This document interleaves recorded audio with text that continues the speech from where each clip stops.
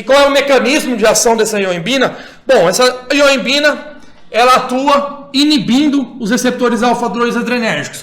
Quando esses receptores são ativos, o que eles causam? Eles se ligam à proteína G inibitória, tá bom? Aqui a ação no receptor beta-adrenérgico se liga aos receptores beta-adrenérgicos, na noradrenalina e adrenalina se liga aos receptores beta-adrenérgicos, ativa a proteína G estimulatória. Já a ioimbina, o receptor alfa-2 adrenérgico, quer dizer, atua junto com a proteína G inibitória. Deu para entender? Quando ativa o receptor beta-adrenérgico, proteína G estimulatória. Quando ativa o alfa-2 adrenérgico, proteína G inibitória. Tá? A noradrenalina e a adrenalina, eles se ligam, pode se ligar tanto aos receptores alfa como aos receptores beta. Então, dependendo onde ele se liga, pode ter uma ação diferente. Por exemplo, no caso aqui do tecido adiposo ou no próprio tecido muscular, onde também tem triglicerídeos para ser quebrados. Então, por exemplo, quando a adrenalina e noradrenalina se ligam ao receptor alfa-2 adrenérgico e ele está ligado à proteína G inibitória, vai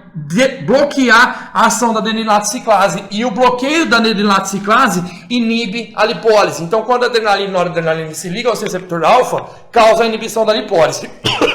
Já quando ela se liga ao receptor beta-adrenérgico, o que isso causa? Causa um aumento da atividade da adenilato ciclase, que vai começar a converter esse ATP em AMP cíclico, e esse AMP cíclico ativa a proteína quinase A. E aí vai ativar o hormônio sensível, a lipase sensível ao hormônio, tá bom? Lipase hormônio sensível aqui para ativar a lipólise, que é a quebra do triglicerídeos em ácido graxo e glicerol. O ácido graxo vai para a oxidação e o glicerol vai para a gliconeogênese. Lembrando que não adianta ativar a lipólise se não tiver gasto calórico, isso que eu falo. Às vezes você toma ioimbina em jejum e não gasta nenhum tipo de caloria.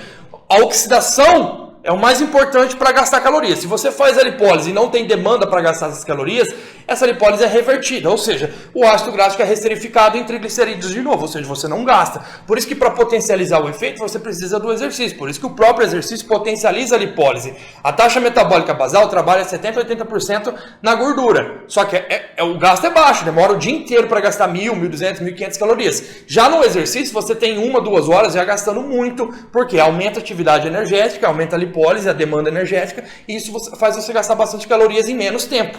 Deu para entender? Porque o exercício contribui. Então, se você toma ioimbina em jejum, aumenta a lipólise ali, você pode ter um aumento da oxidação em repouso? Pode, mas vai ser mínimo. Isso não vai representar nem 100 calorias ali gastas. Quando você toma ela antes do exercício, aí você tem uma potencialização da via, melhorando a lipólise, mas isso não significa que você vai gastar 1.000 calorias a mais. Você vai gastar um pouquinho a mais, não vai passar de 100, 150 calorias, mas vai ser um pouquinho a mais que pode estar contribuindo ali, tá? Então, através da ação da adrenalina e noradrenalina nos receptores beta-adrenérgicos, a gente aumenta a lipólise aqui.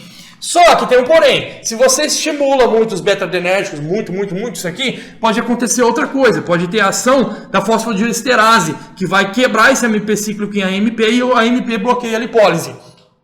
Aí você diminui a lipólise. Então, como a gente faz para não ter a ação dele? A própria cafeína, né? A cafeína aqui, ela atua bloqueando aqui, como vocês viram na aula de cafeína, bloqueando a fosfodiesterase, aumentando a atividade do AMP cíclico, tá? Então é uma maneira ali de combar a ioimbina com cafeína e ter um ótimo efeito ali durante o exercício. A adenosina pode bloquear a adenilato ciclase. A adenosina, que é um neurotransmissor inibitório no sistema nervoso central, e ali no tecido adiposo, ali no músculo, ela bloqueia a ativação da adenilato ciclase, bloqueando a lipólise.